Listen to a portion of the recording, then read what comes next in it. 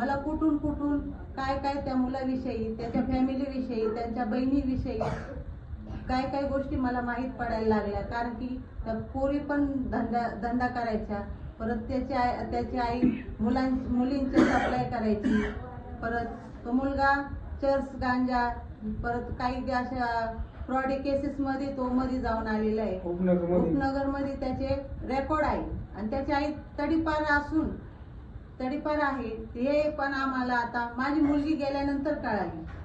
माझी मुलगी हे असे कृत्य करणारी नाहीये, कारण तिला सुई बी टोचली तरी ती सहन करत नव्हती. आणि एवढं मोठं पाऊल ती उचलणार नाही, कारण की तिचा मर्डरच झालेला आहे. ती फाशी घेऊ शकणार नाही.